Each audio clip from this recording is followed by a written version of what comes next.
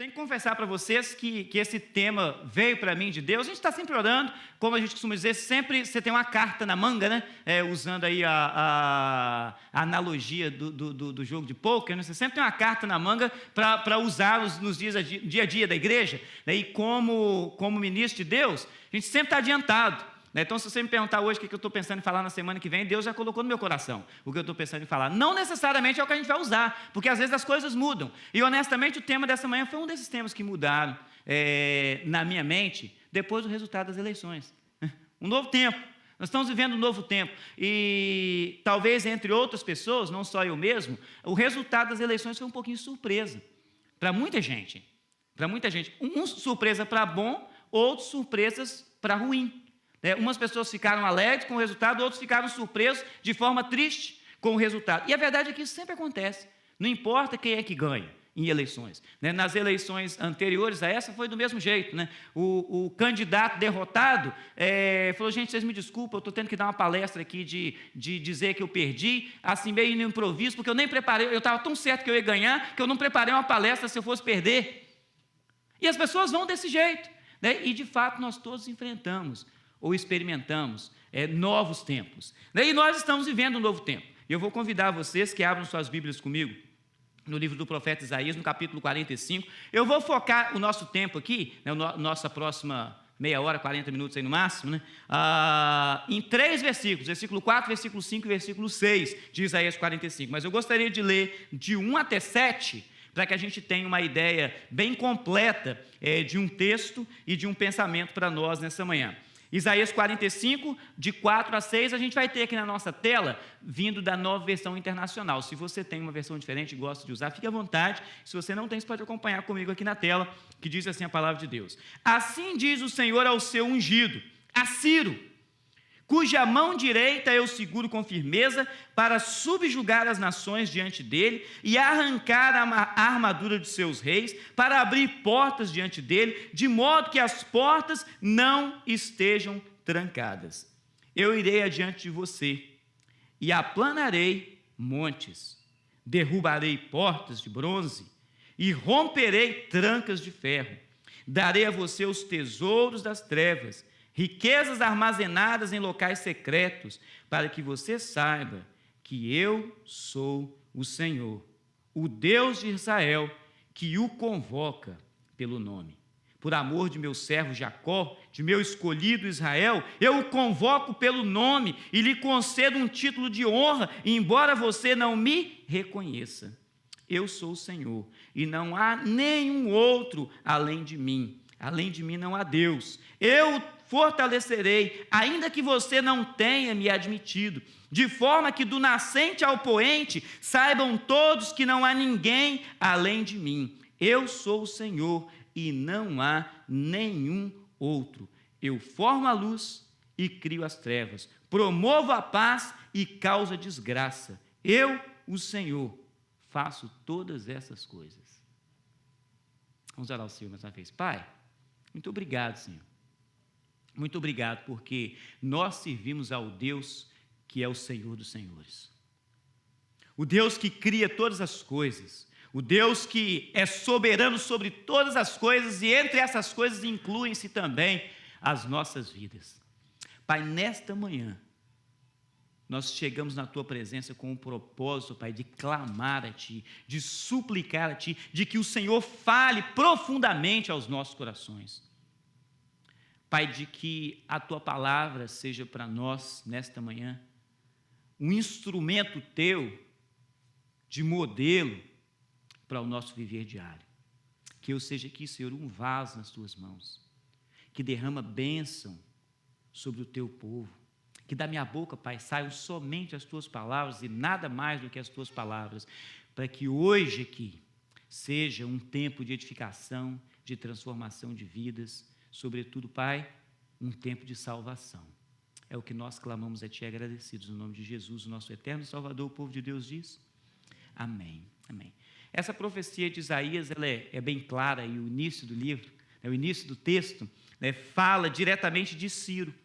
Ciro a gente conhece não só na história bíblica, mas a gente conhece na história geral, na história mundial, naquela que a gente vai no dia a dia das escolas para poder aprender. Ciro o Grande, imperador persa, começou a governar praticamente meio século antes de Jesus, ano 559 aproximadamente. Ele conquista a Babilônia em 539 e foi com ele que Deus, ou foi ele, né, que Deus usou como instrumento para libertar o povo de Israel que estava cativo lá. É uma coisa impressionante essa história bíblica. O povo de Israel recebe de Deus ali as suas leis, todas aquelas coisas que alguns de nós têm familiaridade no Velho Testamento, de um monte de coisas que o povo tinha que fazer e o povo desobedece.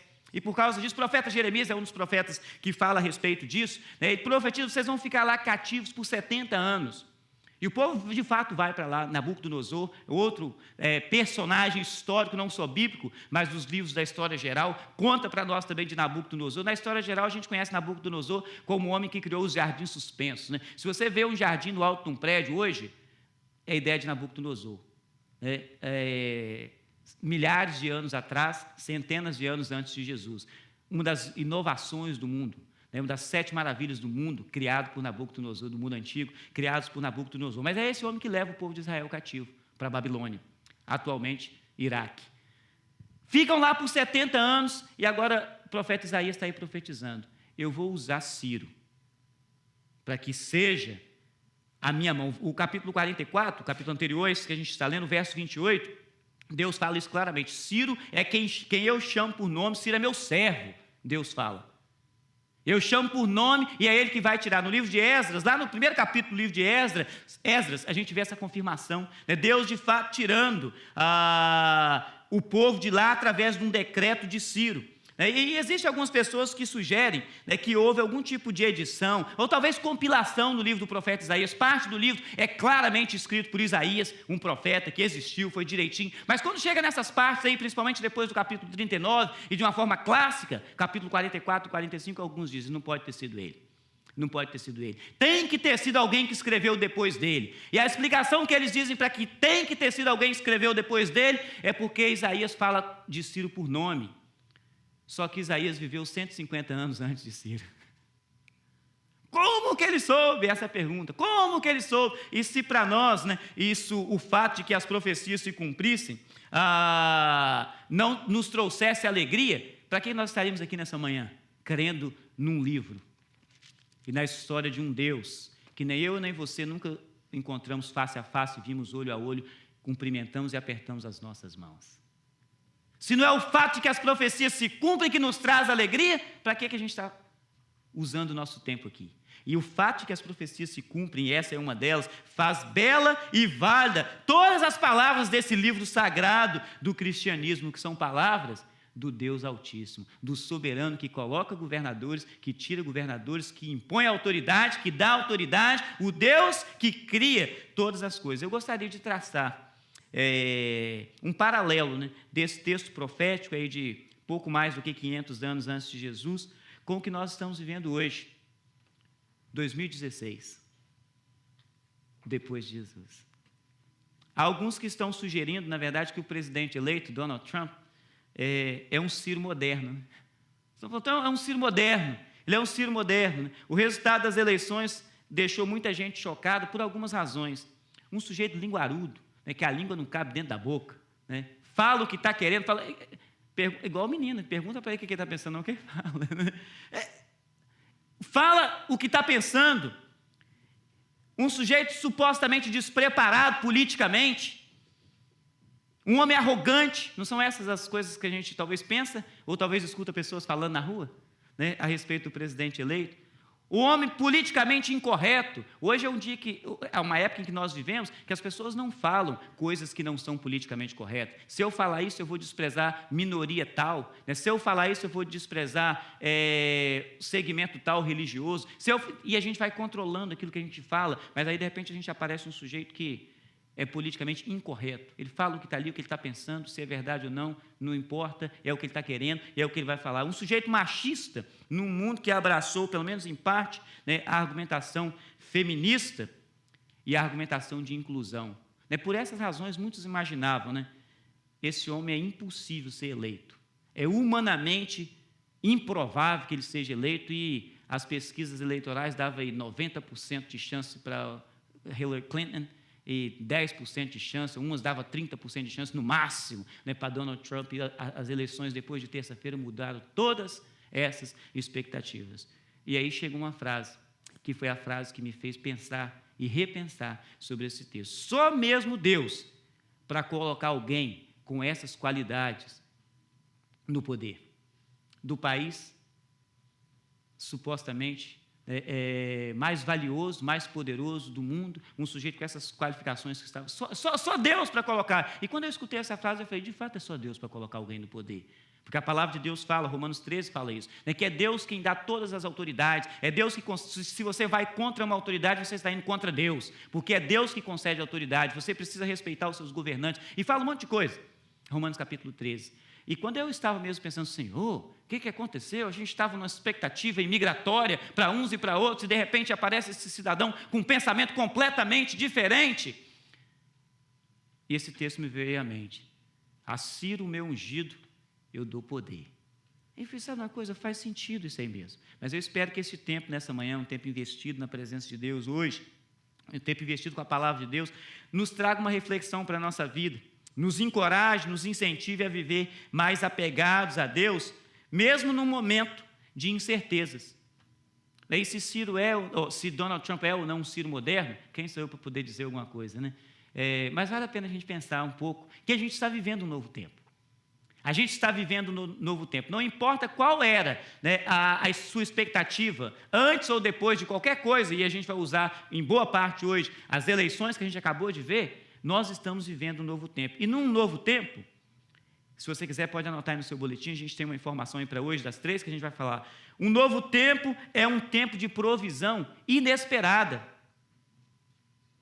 Nós estamos vivendo um novo tempo, e este novo tempo é um tempo de provisão inesperada. A provisão vem de onde você não imagina. Foi exatamente essa circunstância que o povo de Israel estava experimentando quando Ciro chegou, e o livro de Esdras conta essa história, no texto que a gente está lendo, é uma profecia 150 anos antes disso acontecer.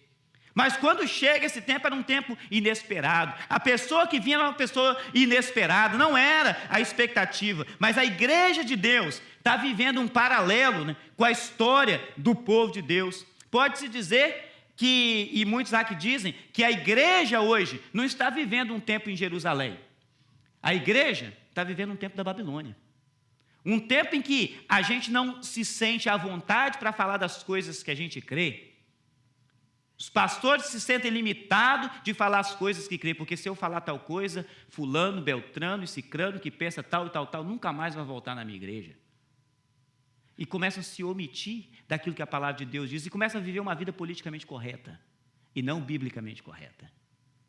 E de repente Deus usa alguém completamente inesperado, né? Você não é preciso ser um cientista espacial, nem teólogo erudito, para entender que esse nosso mundo está de ponta cabeça. Ou está de cabeça para baixo, se você prefere usar assim. No tempo de Ciro, né, e com esse decreto, que Isaías a gente vê aí a profecia, volta da Babilônia para Israel um grande número do povo de Deus. E eles voltam, amados, para fazer uma coisa especial. Eles voltam para reconstruir o templo e para restabelecer culto ao Senhor. E a gente está vivendo agora um novo tempo. Nesse momento nós estamos vivendo um novo tempo. E as perguntas que a gente poderia fazer são perguntas que talvez geram problemas para nós. Se você reparar nessa história bíblica, alguns dos judeus que estavam cativos na Babilônia, eles não voltaram.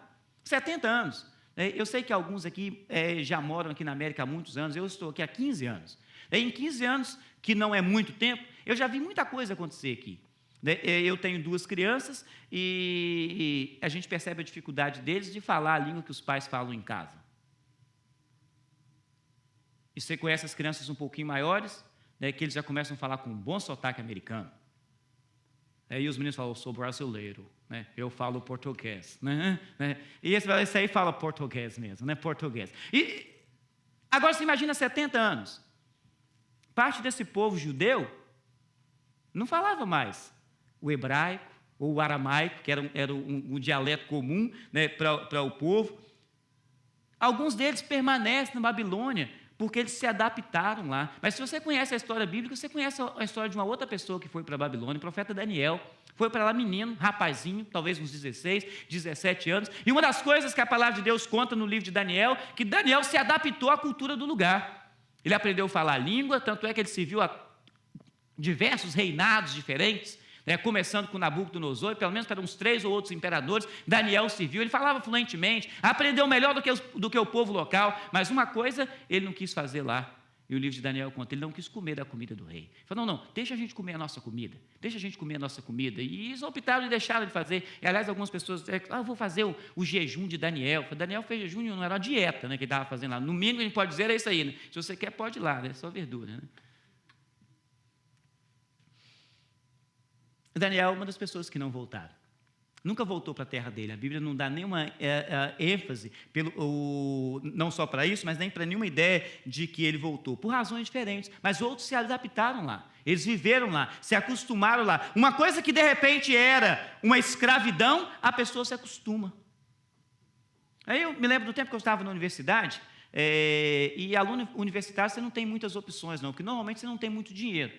E eu estudava na Universidade Federal, lá no Espírito Santo. Mas morava longe do lugar, então eu ia da minha cidade para lá, para Vitória, e às vezes eu tinha aula de manhã, tipo assim, de 7 às 11 da manhã, e depois de 5 às 7 da noite. Uma vez eu fui reclamar numa das coordenadorias do meu curso, eu falei, mas a gente tem que mudar esse negócio, a gente precisa, tipo assim, ter essas aulas mais perto uma da outra, como é que a gente vai fazer? Eu não sou menino mais, eu trabalho e estudo. Aí um dos coordenadores falou comigo o seguinte, você opta, ou você trabalha, ou você estuda. Eu falei, o que eu posso fazer? Então, por causa disso, eu comia no restaurante universitário. O restaurante universitário tinha aquele suco, que você olhava o suco, e você falava, tipo assim, esse suco é de laranja. Quando você tomava, ele tinha gosto de morango, mas eles falavam que você que era de limão. Era um negócio mais ou menos assim, uma coisa complicada. E eu tinha uns amigos que moravam ali, então eles gastavam menos dinheiro do que eu para chegar na universidade, eles comiam nos restaurantes melhores que tinha em volta. E um belo dia alguém falou comigo assim, não, eu vou almoçar com você lá a gente chama de RU, no restaurante universitário, vamos almoçar lá. E fomos lá, almoçamos, quando acabou, o cara falou, bem diz o ditado que droga vicia, Isso não presta, esse negócio não presta, você está acostumado com essa coisa, isso aí não presta. O povo de Israel se acostumou com a escravidão babilônica. E aquilo que a princípio era escravidão, que eles estavam chateados, daí a pouco começou a virar a vida. Dá até a impressão de alguns imigrantes aqui na América, Você vai passando ali, a princípio você está chateado, já não vejo meu parente há não sei quanto tempo, daí a pouco aquilo já vira comum, e o tempo passou, e se acostuma. E muitos cristãos, no nosso paralelo, têm se adaptado, amados, com o mundo. E não conseguem ver uma necessidade de se voltar para Deus. Acostuma com a escravidão, acostuma com o modelo, acostuma com o jeito, com a comida, com as coisas, tudo, e não vê uma necessidade. Agora, nós estamos vivendo um novo tempo. Um tempo onde a provisão é uma provisão inesperada, é um tempo de acordar para a vida. Um tempo de provisão inesperada é um tempo que nós não devemos confiar nos governantes, nem nas suas promessas, mas nós devemos confiar no Deus que estabelece as autoridades. Então não importa se você era mais animado, votou, ou gostaria mais que um partido democrata ganhasse, ou que o partido republicano ganhasse, ou se você quiser colocar na analogia da maioria esmagadora de nós aqui, se é o partido do PT, ou se é qualquer um outro partido, não importa qual seja a sua visão, o governo não tem condições de mudar a sua vida. Agora Deus tem condições de mudar a sua vida, porque é Ele que estabelece os governos. Nós estamos vivendo um novo tempo, um tempo onde você talvez não imagina de onde vai vir a solução. Não se desespere, se o seu candidato político não ganhou as eleições, se alegre no fato de que você depende e de que você espera no Deus que é o Deus Altíssimo. Alguém pode falar aleluia? Amém. Se espera nisso, pensa nisso. No exemplo de Ciro, Ciro não era um homem bom, gente. Se a gente fosse comparar com hoje, muito menos ele estaria numa igreja como a nossa. Ciro era um homem ímpio, um homem que adorava outros deuses, um homem pagão, um homem fora das qualidades de que muitos de nós gostaríamos dos nossos governantes. Mas é esse homem que Deus usa para executar o seu querer e a sua vontade. E o mais curioso é que Deus chama Ciro, o meu servo, eu ungi. Um homem pagão. Aí, de repente, a gente como imigrante, olha na história nossa hoje, só para poder traçar esse paralelo aqui bem melhor. Mas eu estava achando tanto, que o Partido Democrata iria ganhar e que agora ia ajudar a nossa vida como imigrante, que não sei o quê, e tá, e a história vai por aí, Deus escolhe quem Ele quer e quem Ele quer faz o que Deus quer. E se é isso que você está esperando, né, que Deus vai fazer o que Ele quer, Ele faz da forma dele, não importa quem esteja lá, porque mesmo um homem ímpio, um homem pagão, um homem idólatra, fazer todas as coisas que eram completamente diferente do que Deus esperava, foi esse homem que Deus usou para liberar o seu povo. Deus pode usar qualquer um. Deus pode usar qualquer um. Um novo tempo, é um tempo de provisão inesperada. Não confia naquilo que você está vendo, não. Confia no Deus que é todo-poderoso. Amém, amado? Amém? Mais uma coisa para a gente aí. Um tempo, ou um novo tempo, né, é um tempo de dependência incondicional. Tempo de dependência incondicional de Deus. Se a gente está aqui na América, né, e nós estamos aqui, e a gente pensa talvez essa ideia, o Partido Republicano assumiu o poder, agora a gente vai conseguir caminhar, né, com a agenda dos propósitos de Deus. São algumas argumentações que a gente escuta, né, no dia de hoje. Agora o povo vai votar, e algumas pessoas falam, essa semana eu escutei diversas pessoas falando, eu não podia apoiar, né, um candidato que apoia aborto, um candidato que apoia causas homossexuais, um candidato que faz isso, que faz aquilo, e outros falam, eu não tenho condição, né, de acreditar que o Partido Democrata perdeu, agora que ia ficar melhor para a gente, né? Agora que ia ficar melhor para o pobre, agora que ia ficar melhor para o necessitado, né? Se a pessoa está no Brasil, fala essas mesmas coisas, né, dos governos brasileiros. Uns ficam alegres porque saiu um governo corrupto, outros ficam tristes porque saiu um governo que dava vantagens, dava opções, dava um monte de coisas. Um doce engano, né, de todos, porque governo não dá nada para ninguém. Absolutamente nada é por ninguém. Ciro foi um tipo de líder que talvez alguns de nós teríamos dificuldade de votar nele. No momento em que todos os imperadores, o Império Babilônico foi um império terrível, pesado, destruiu o templo de Jerusalém, destruiu as coisas que Deus tinha proposto para o seu povo. Uma das coisas que o rei que substituiu Nabucodonosor fez, chamado Belsazar, as taças, que eram taças usadas no templo para os rituais sagrados no templo, esse homem dava festas mundanas com aquelas taças, né? E numa dessas ocasiões, Daniel estava lá nessa ocasião, eles estão lá no meio de uma festa, bebendo com as taças que eram todas dos templos, do templo de Jerusalém, e de repente ele vê uma mão escrevendo alguma coisa na parede, e a palavra dizia, na língua que ele não sabia o que era, Mene, Mene, Tekel e Ufarsim. E falou, o que é isso? Chamou todos os sábios dele, todos os eruditos da época, e ninguém conseguia dizer o que era, e aparece Daniel. Aí ela falou, não, isso aí é o seguinte, você foi pesado na balança e você foi achado em falta, e o seu reino vai ser tirado de você e você vai morrer. Ele falou, não pode ser, né? Agora que o negócio está ficando bom, né? Agora que a coisa está ficando boa, e é justamente isso que acontece, né? Aquele homem morre. Os substitutos dele são todos piores, mas aí de repente chega Ciro, um camarada que... Vamos levar coisa na maciota, né? O povo que saiu, o povo de Israel, não foi só, foi encontrado relativamente recente, 1800 e pouco, né, historicamente bem perto da gente, né, do que essa época que a gente está falando ali, uma coisa que eles chamam que é um cilindro de Ciro, e nesse cilindro tinha um monte de outras coisas que estavam ditas, não só ele liberou o povo de Israel, como ele liberou diversos outros escravos. Falou, não deixa esse pessoal ir para a terra deles, eles vão ficar sob o nosso governo, mas deixa eles na terra deles, deixa eles do jeito deles, vamos incorporar esse pessoal, não vamos forçá-los a fazer do nosso modo, deixa eles fazer a cultura deles, do jeito deles, do modo deles. E alguns talvez queriam um imperador que fosse mais afinco, que tirasse a espada, que matasse, que assolasse, que fosse, e não era esse Ciro, ele era um cara que incluía. Talvez alguns não gostariam de votar, alguns teriam dificuldades, mas a realidade é que todos nós temos dificuldade de votar em líderes.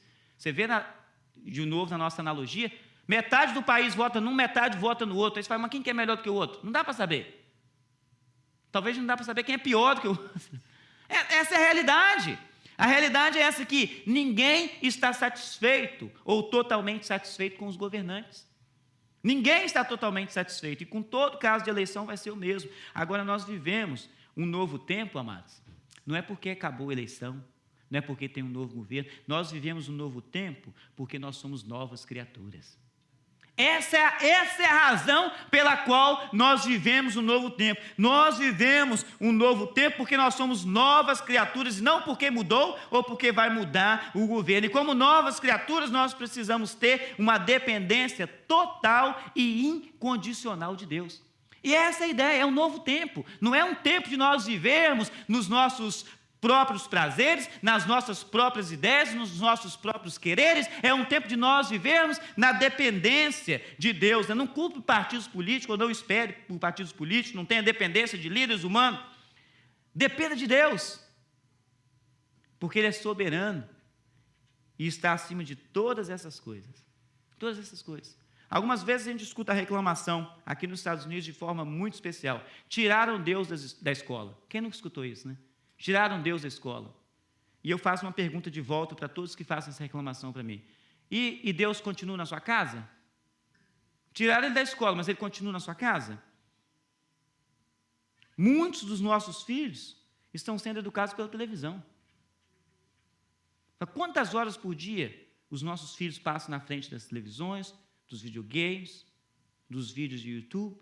Eu tenho 2 crianças lá em casa. Esses dias aqui na igreja, essa semana aí, a gente estava no meio do estudo bíblico, aí veio o pirralho, 2 anos de idade. Pai, posso usar seu iPad? Falei, não, estou usando para poder trabalhar o estudo bíblico. Então posso usar o celular? Tem argumento para poder. Essa isso aí. Quanto tempo por dia? Quantas horas por dia? O que eles assistem? Aí quando as nossas crianças voltam para as nossas casas falando palavrões, a gente fica, onde é que eles aprenderam isso?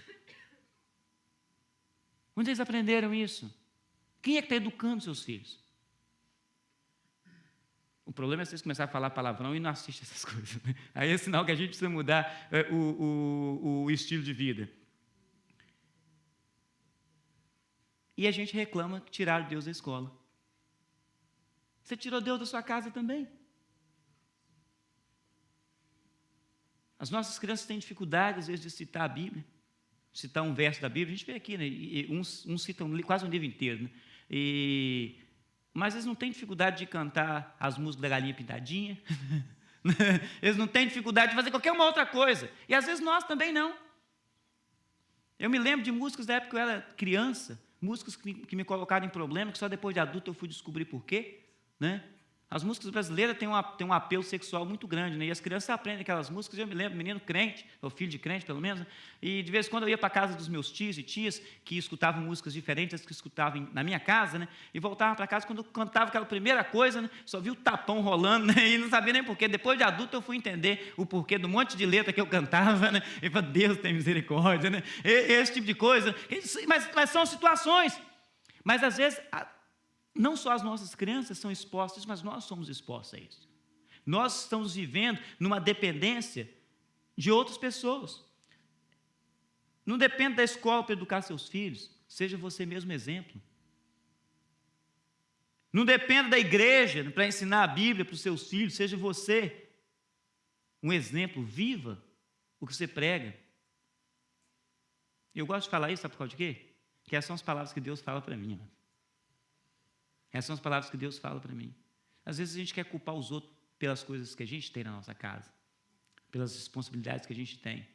E eu disse para vocês agora há pouco, isso aqui foi a palavra que Deus deu para mim, numa hora que eu estava pensando, mas Senhor, agora que a gente estava imaginando, tipo assim, que a coisa ia dar uma caminhada bem legal, né? Um presidente que, tipo assim, 90% da nossa congregação aqui estaria muito animado, né, se tivesse uma reforma migratória hoje. É verdade ou mentira? E a gente olha para isso e a gente pensa, mas aí agora me entra um sujeito que está falando que vai mandar, é quem está precisando dessa reforma migratória embora. E Deus fala para mim,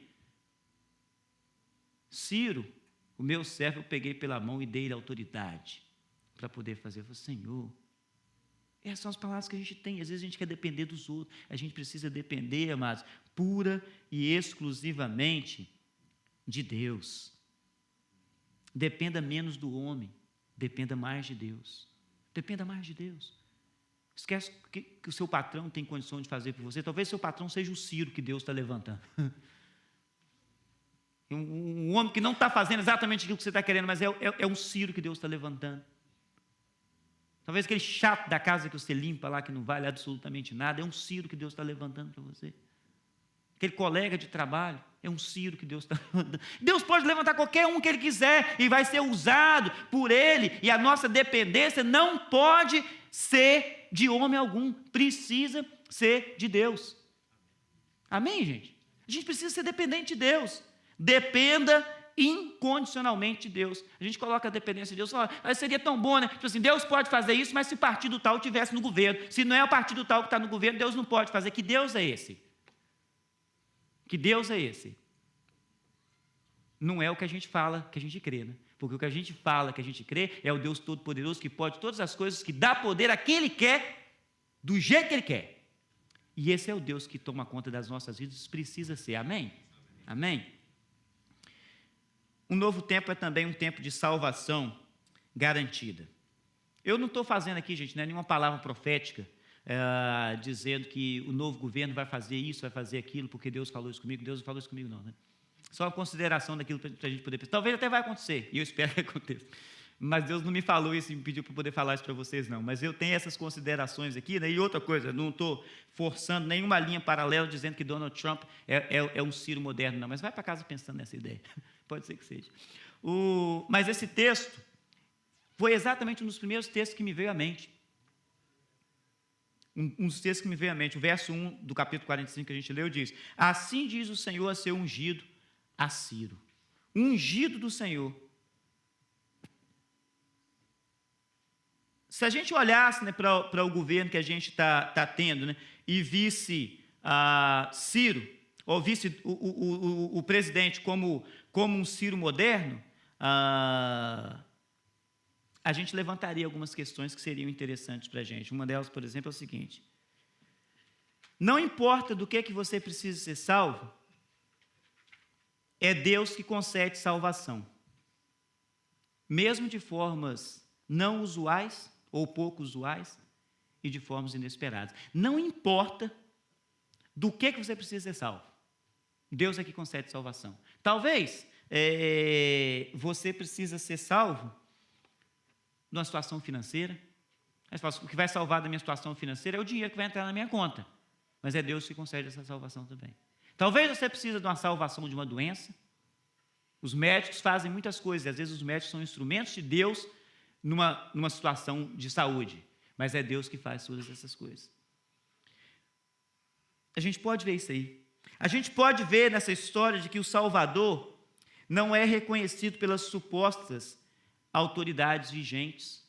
Aliás, foi isso que aconteceu com Jesus. Jesus veio, Salvador, o Filho de Deus. E o que aconteceu com as autoridades que não só governavam politicamente, mas, se a gente pode dizer, eclesiásticos, né? As autoridades religiosas? Quem reconheceu Jesus? O Salvador chegou e não reconheceram. Sabe, amados, às vezes a gente pode se ver combatendo contra Deus, porque a gente não consegue ver a salvação vindo de algo inesperado. A gente só consegue ver aquilo que a gente está imaginando, a forma como a gente está imaginando, do jeito como a gente está imaginando, e aparece uma outra coisa diferente e fala, não é isso aí não. Não é isso aí não. A gente vê isso na história. João Batista, que aliás era primo de Jesus, quando ele encontra com Jesus e vê Jesus, os seus discípulos estão ali, estão juntos, João Batista fala, eis ali, o Cordeiro de Deus que tira o pecado do mundo. Eles entenderam na hora que ele era o Messias prometido. Jesus é batizado por João, João fala com ele, eu não tenho condições, eu não tenho capacidade nem de desamarrar as suas sandálias, que era um trabalho para um escravo, o escravo mais baixo que tinha na casa, era o escravo que desamarrava e limpava as sandálias de alguém. E João fala, eu não posso nem desamarrar as suas sandálias, e você vem, eu é que tenho que ser batizado por você, e Jesus fala com ele, não, precisa ser assim agora, e João está ali, uau, chegou o Messias, até ele ficar preso. A cabeça dele começar a entrar em jogo, ele manda os discípulos dele perguntar para Jesus, é você mesmo? Ou vai vir um outro? A eleição não foi no resultado que João Batista estava imaginando. É você mesmo? Ou vai vir um outro? Mas, graças a Deus, João não combateu contra Jesus, né? Mas muitos combateram contra ele, muitos continuam combatendo contra ele, até hoje, porque não conseguem entender que aquele era o Salvador, porque veio de uma forma como eles não estavam imaginando. Às vezes na política, às vezes em alguma coisa, Deus está preparando algo para nós, e a gente começa a se ver combatendo contra Deus, porque não é do jeito que a gente estava imaginando. Não era o resultado que a gente estava querendo. Ninguém pode ser salvo, não importa se o contexto seja um contexto natural ou se é um contexto espiritual, ninguém pode ser salvo sem confiar no Salvador. Se alguém está afogando, ele precisa confiar no salva-vida. Mas sabe o que acontece com a maioria das pessoas que estão afogando? Eles não confiam no salva-vida. No desespero, tenta afogar, e uma das coisas que... eu cresci numa cidade na beira da praia. Aliás, semana passada eu estava fazendo aqui tanta hora com mineiro, né? E eu escutei de longe alguém falando assim, mas ele não é mineiro, né? Eu sou capixaba só de coração, né? Eu nasci em Minas, né? Nasci em Minas. E uma das diversões que a gente tinha na beira da praia era ver as pessoas que estavam vendo o mar pela primeira vez. É tão interessante, gente. As pessoas chegam, estão assim despistadas, daí a pouco dá uma rodadinha, outra, coloca a mão lá e você só vê a confirmação, é salgado mesmo, né? E são as situações que acontecem, né? Eu ia lá e estava só olhando. De vez em quando você vê um daqueles que desafia o mar e você vê eles afogando. E não é uma cena bonita. E a maioria das vezes o salva-vidas chega lá e ele dá um nocaute no sujeito, porque é a única forma dele conseguir tirar o cara dali. Porque senão os dois vão morrer afogados. Porque o afogando não confia no Salvador. Ele está desesperado querendo sair dali. Eu quero sair daqui com todas as forças que eu tenho. Não quero saber o que está acontecendo aqui. Na maioria das vezes a pessoa tem que ser nocauteada ali para poder desmaiar e conseguir sair, senão o sujeito afunda junto com ele. Mas Jesus não faz isso com ninguém. Você vai ter que confiar nele. Se você quiser se debater, ele não te segura. Vai com as suas forças aí mesmo. Mas se você quiser confiar nele, você pode fazer igual Pedro, né? Estende a sua mão e fala, Senhor, me segura aqui, me segura aqui. Todo sujeito que precisa de ser salvo, precisa confiar no Salvador. Imagina um prédio pegando fogo, e a gente vê aqui de vez em quando, né? Embora as minhas crianças, quando vê o carro de bombeiro passando, ambulância, eles já falam que tem um gatinho em cima da árvore, né? Já sabe como é que o negócio funciona, né? Tem um gatinho em cima da árvore, né? Mas você chega num lugar e está ali, imagina, e eu espero que ninguém de vocês tenha que passar por essa situação, nem eu também. Mas de vez em quando você vê essas cenas. E eles falam, não pode pular, a gente colocou aqui uma proteção para você poder pular, e as pessoas têm medo de pular. Eles não estão vendo, às vezes a fumaça está tapando, e vai ter que confiar que aquele que está falando que você pode pular, que ele preparou algo ali para poder te proteger. Você tem que confiar. Espiritualmente é do mesmo modo, né? A salvação ela é garantida, mas a gente precisa confiar no Salvador, e esse Salvador, o nome dele é Jesus Cristo. É um tempo, um novo tempo, e é um novo tempo que tem salvação garantida. A gente vive nesse novo tempo, com salvação garantida, mas você precisa confiar no Salvador. É que essas mudanças aí de cenário político, te agradando ou não, me agradando ou não, mas que para todos nós, né, nos faça refletir no fato de que Deus pode usar mesmo aquilo que é inesperado para trazer bênção para o seu povo. O que é inesperado, Deus pode usar para trazer bênção para o seu povo. Situações inesperadas na nossa vida, às vezes situações de doença, às vezes situações de dificuldades financeiras, não importa qual seja ou quais sejam as dificuldades, Deus pode levantar de situação inesperada um Ciro para ser a bênção da sua vida. Esquece essa coisa de cenário político, isso aí não vai fazer diferença nenhuma para nós. O que vai fazer diferença para nós é se a gente, de fato, sabe que quem está acima de todas as coisas é um Deus Todo-Poderoso. Não importa quem ganhou, quem deixou de ganhar, quem perdeu, quem vai entrar, o que vai fazer, quem planejou. O que Deus tem planejado é o que vai acontecer. O que Deus tem planejado é o que vai acontecer. E às vezes a gente se vê tão tristes, se vê tão abatidos e preocupados, Senhor, mas como é que vai ser isso agora? Agora, esquece isso. É Deus que é o Deus que pode todas as coisas, que hoje, né, seja um tempo usado para a oportunidade de percebermos o quão dependente de Deus a gente é, versus o quão confiado nos recursos humanos a gente está vivendo. É numa hora dessa que você vê quão confiado em Deus eu estou e quão confiado eu estou em recursos humanos. É fácil, na minha casa, quando a gente era criança, eu e meus irmãos, minha mãe educou a gente de um modo bem interessante. De vez em quando faltava alguma coisa em casa, a gente falava, mãe, como é que vai ser? Ela falava, Deus proverá, filho.